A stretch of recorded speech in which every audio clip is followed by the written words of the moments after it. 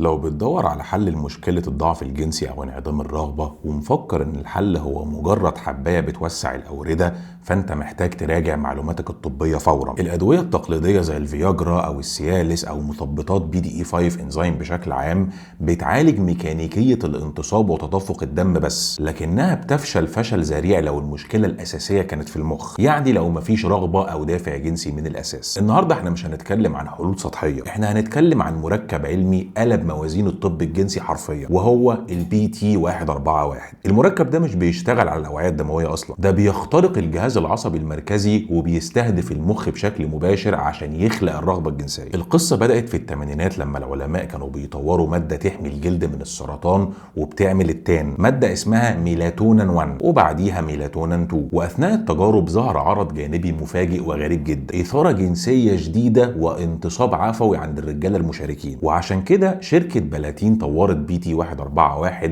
عشان يركز على الفوائد الجنسية دي ويقلل من مشاكل التصبغ. وفي يونيو سنة 2019 هيئة الغذاء والدواء الأمريكية أو FDA وافقت عليه رسميا لعلاج فقدان الرغبة الجنسية عند السيدات أو ما يسمى HSDD. وبالرغم ان ده الاستخدام الرسمي، ولكن الدواء بيتم استخدامه طبيا اوف ليبل للرجالة اللي فشلت معاهم الأدوية العادية وللسيدات بعد انقطاع الطمث. ركز معايا كويس جدا بقى، لأننا هندخل في التفاصيل الطبية المعقدة وهنتكلم عن الجرعات والأعراض الجانبية بالأدلة العلمية وبدون أي تجميل للحقائق.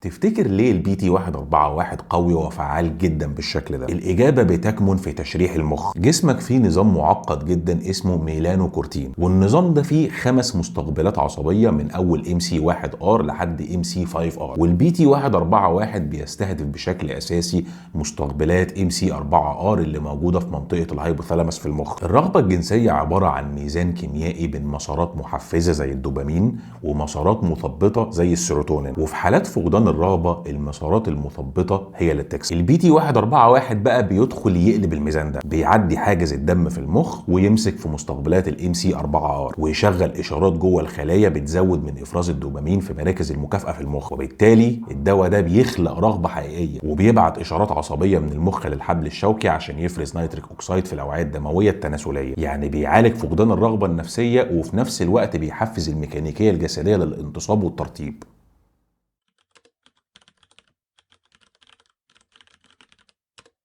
خلينا بقى نتكلم بلغة الأرقام شوية، لأن العلم ما بيعترفش إلا بالتجارب السريرية. بالنسبة للسيدات اتعملت تجارب ضخمة جدا اسمها ريكونكت، شملت أكتر من 1200 سيدة. النتيجة كانت زيادة واضحة ومؤكدة إحصائيا في الرغبة الجنسية وانخفاض كبير جدا في التوتر النفسي المرتبط بالعلاقة. التجربة أثبتت عدد مرات العلاقة الكلية ما زادش، لكن نسبة اللقاءات اللي الستات وصفوها بأنها مرضية زادت بشكل كاسح ووصلت ل 25% مقابل 9% فقط للدواء الوهمي. اما بقى بالنسبه للرجاله فالارقام صادمه جدا، حوالي 30 ل 40% من الرجاله مش بيستجيبوا للادويه زي الفياجرا اصلا. في تجربه سريريه اتعملت على 342 راجل من الفئه دي اللي اخدوا الBT141 حققوا نسبه نجاح 33.5% في الوصول للانتصاب الصلب الكافي لإتمام العلاقة الجنسية، وده مقابل 8.5% فقط في مجموعة الدواء الوهمي. واختبارات الريجي سكان أثبتت إن الدواء بيعمل انتصاب قوي جدا حتى من غير أي تحفيز بصري. بس قبل ما نكمل وندخل في تأثير الBT141 على حرق الدهون، لو الفيديو عجبكم لحد دلوقتي وحابين إن نكمل في سلسلة البيبتايدز، ما تنساش تعمل اشتراك في القناة وتعمل لايك وشير للفيديو مع صحابك وتكتب لي كومنت تحت، لأن حقيقي تعليقاتكم هي الحاجة اللي بتخليني أستمر في تقديم المحتوى. حقيقي انا ببذل مجهود كبير جدا في البحث في مواضيع تكون مفيده ليكم وتقدم قيمه حقيقيه، مش مجرد فيديو للتسليه وخلاص. ده طبعا غير التصوير والمونتاج لاني شغال لوحدي بدون فريق عمل. فاتمنى من المشاهدين اظهار الدعم الحقيقي باللايك والكومنت والشير وطبعا الاشتراك في القناه. وحابب اعلن عن امكانيه دعم القناه من خلال زرار جوين او انضم اللي موجود تحت الفيديو او من خلال اللينك اللي موجود في صندوق الوصف. الاشتراك كدعم للقناه بيضمن اولا ان اقدر استمر في تقديم المحتوى المفيد ليكم، وكمان دعمك للقناه بيمكنك من الانضمام لمجتمع ديسكورد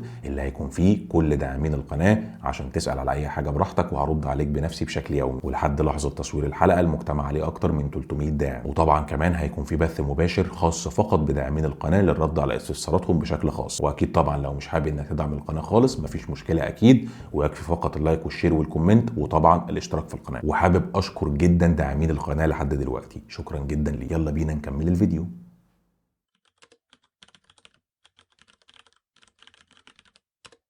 هل تفتكر تأثير تحفيز الام سي 4 ار بيقف عند الجنس بس؟ المستقبلات دي هي المايسترو اللي بيتحكم في الشهية واستهلاك الطاقة. تحفيزها بيخلي جسمك يسد النفس تماما ويوجه الحرق ناحية الدهون المتخزنة. في تجارب سريرية على سيدات بيعانوا من السمنة، البي تي 141 قلل استهلاكهم من السعرات الحرارية بحوالي 400 سعرة في اليوم، ونزلوا من الوزن بمعدل 1.3 كيلو في 16 يوم فقط. وفي دراسة تانية الدواء زاد من معدل الحرق وقت الراحة او البي ام ار بحوالي 6.4%، يعني حرقوا 111 سعرة حرارية زيادة يوميا. وعشان كده الابحاث دلوقتي بتدمج جرعات قليلة منه مع ادوية التخسيس زي الترزيباتايد او المونجارو. الدمج ده حقق خسارة وزن وصلت ل 4.4% مقابل 1.6% للدواء الوهمي، والاهم انه بيمنع استرجاع الوزن السريع اللي بيحصل لما تبطل العلاج.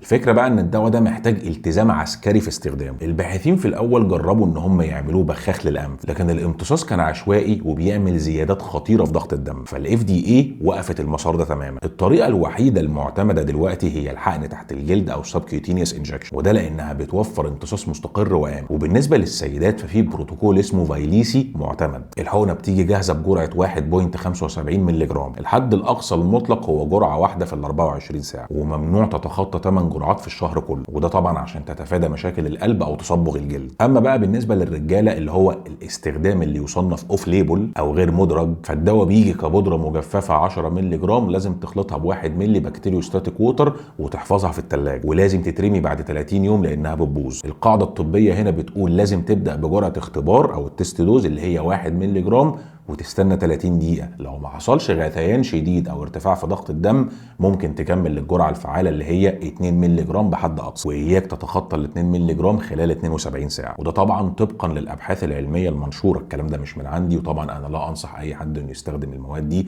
إلا تحت إشراف طبي. وخد بالك لأن الزيادة في الجرعات أكتر من 2 مللي جرام مش هتديك نتيجة أحسن أصلا، دي ممكن تعمل لك مشاكل ملهاش لازمة.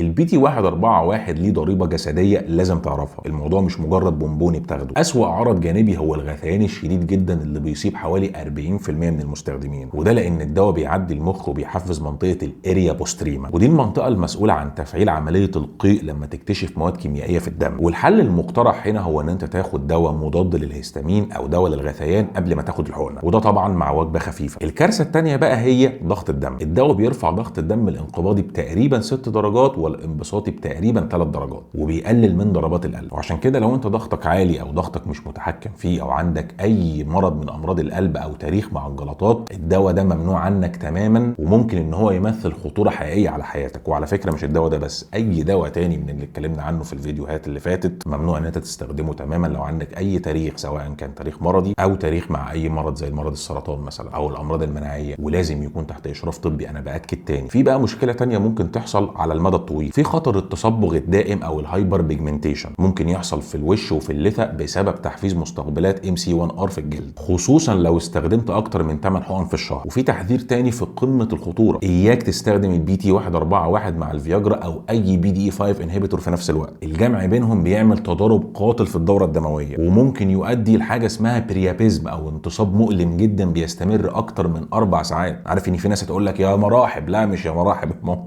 الموضوع خطر فعلا لان ده ممكن يدمر انسجه العضو الذكري للابد، وممكن تحتاج تعمل عمليه تفريغ جراحي. الموضوع مش هزار. وفي الاخر الاستخدام العشوائي والمستمر بيعمل عمليه ديسنسيتايزيشن اصلا، يعني المخ بيعمل رد فعل دفاعي وبيسحب المستقبلات اللي جوه الخلايا، فالدواء بيفقد تاثيره الجنسي تماما وما بيبقاش غير الاعراض الجانبيه. عشان كده لازم تمشي على نظام التدوير او السايكلينج، ان انت لو هتستخدمه تستخدمه مرتين في الاسبوع كحد اقصى، ولمده من 8 ل 12 اسبوع كحد اقصى، وبعدها لازم تفصل تماما من اسبوعين ل4 اسابيع عشان تعمل ريست لمستقبلات مخك وترجع لحالتها الطبيعيه. وفي النهايه لو حابب تتعلم اكتر عن المواد اللي اساطير لعبه كمال الاجسام كانوا بيستخدموها زمان، فانصحك ترجع تتفرج على الفيديو ده. بس كده، ده الموضوع اللي كنت حابب اتكلم فيه النهارده. شكرا ليكم يا شباب، والسلام عليكم ورحمه الله وبركاته.